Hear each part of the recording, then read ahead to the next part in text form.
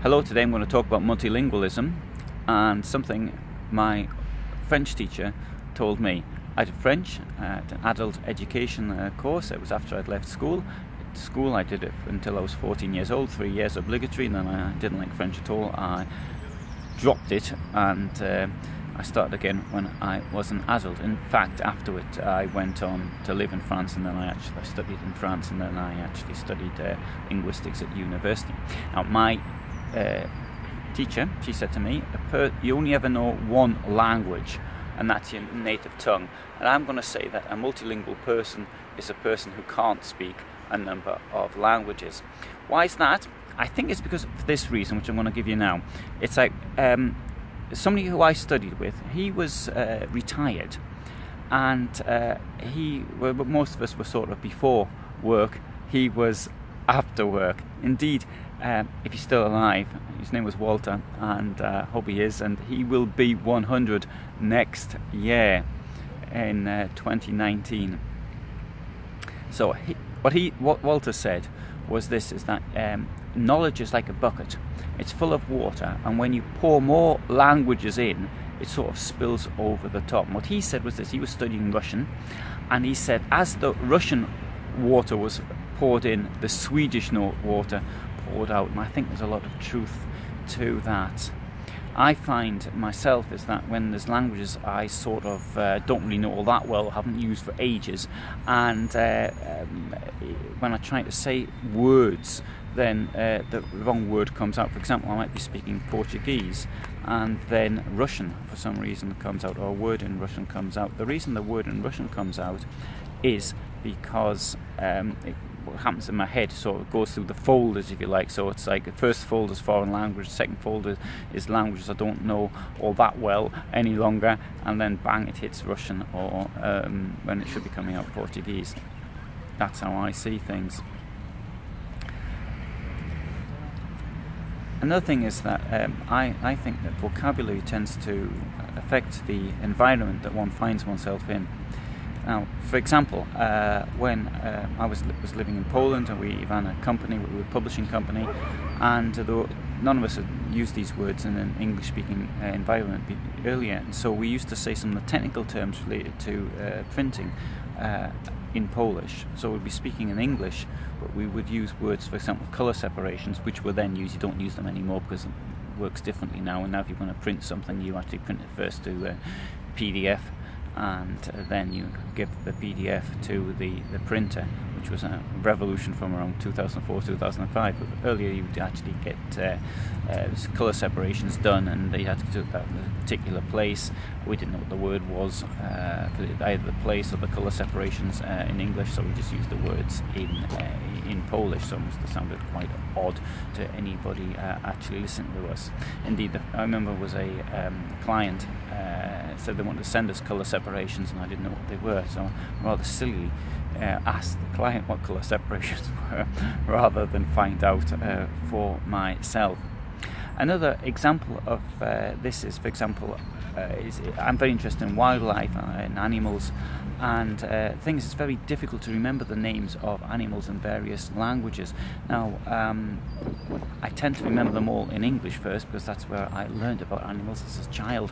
I had lots of books on animals and the likes, but I, for example, and maybe some logic to this, for example, if I'm in Sicily, I tend to know the local wildlife in Italian, but I mightn't actually know it, for example, in French. So it's very much dependent on where I am. Incidentally, as far as wildlife is concerned, there's a great way of finding words in other languages, and thanks to mobile internet, we can do that, and that's Wikipedia. Because on that, if you want to look up something like a particular subspecies or something like that, you've got the word in various languages.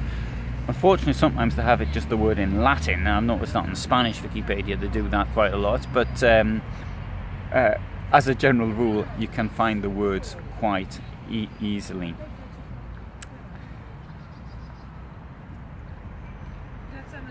Now, another thing that occasionally happens to me, and maybe happens to other people, is I might be speaking and then suddenly I throw in a word in a foreign language, and that I don't know quite why that happens. I think it's because sometimes you sort of just get confused about what's going on around you. Occasionally I can use the wrong language to people. I had an experience a couple of years ago where for some reason I was in the kitchen doing something and I spoke to my mother. I spoke to her 3 times in Russian. Now, why I should do that? My mother isn't Russian, can't speak a word of Russian, and it happened that way. I had another time where I was actually speaking to a group of people in Italy, and around the conference table, and suddenly the faces all went blank, and I thought the technical details I didn't quite understand. Then I realised I'd spoken to them in Polish. One of them said to me, well, he knew it wasn't English, and so these are little problems that happen.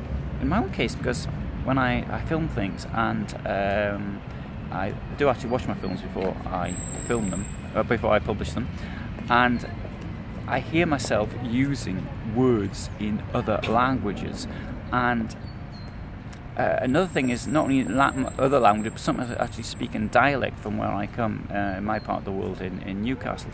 And this can be bad, I think, if I use the wrong participle. For example, in English, we'd say that you've got the I walk, so I walked, simple past, or present perfect tense, I have walked.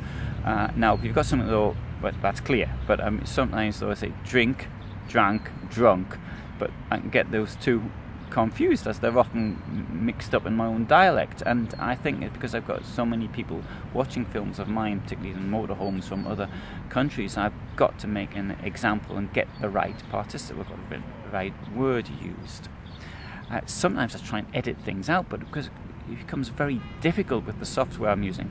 And another thing is, obviously, I film things and I move on. For example, I might be at a trade fair in Germany, I film a motorhome, or I might be in Italy and film, I don't know, some tourist thing or something. And then by the time I get on to actually putting the film together, it might have been several months have gone past. I can't go back and film the same thing again. Trade fair, I might have 4 or 5 hours of material per day. And I don't have the time when I'm there to go through it and to check what I've got, which is a big problem, particularly when, for example, I was at Stuttgart in January of this year, and the camera, my new Sony a6000, sort of really badly let me down. So I've got more than 100 vans filmed incorrectly. But that's on a different subject. Another thing I noticed about myself was that whereas I tend to speak very correctly and properly, and I don't use naughty words when I am, and even when I'm speaking to other people, when I have actually filmed things and I have used bad language. For example, something happened. I was filming and I left the camera on, and I got to a toll booth in Italy with an automatic thing, and it wouldn't give me a credit card back, and I was calling it all sorts of names, and I didn't realise that I actually spoke like that. All things to do with language, maybe not quite multilingualism, right? What about some advice to remember what language you're speaking, so that you say the correct word in the correct language? Unfortunately, I can't help. I don't know what it is. I find that, first of all, obviously, you get more confused in languages you don't know so well. So that's the first thing. And if you don't practice things, for example, I used the case of Russian and Portuguese. In my own case, I haven't been out to Russia for several years, and I haven't been to Portugal for more than 30 years. So, and I hardly ever used the language. So that's to be understood.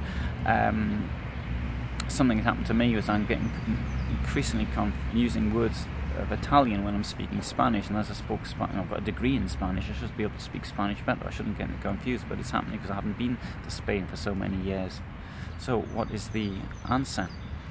I don't know what the answer is. That is the problem. I'm unable to give you any good ideas how to resolve this one. I wish I could, but it's not a case as the better you know the language, the fewer mistakes you make. It's a case that you may know a language very well, but if you don't actually get round to using it, it does get worse. So I'll go back to my original idea, was that a multilingual person is a person that can't speak a number of languages. So what happens to people who only speak one language? Do they forget words? Well, I've noticed lots of people do forget words who don't know other languages. But I wonder, does it happen to multilingual people more often? That I don't know the answer. But if you do know the answer, write it down below.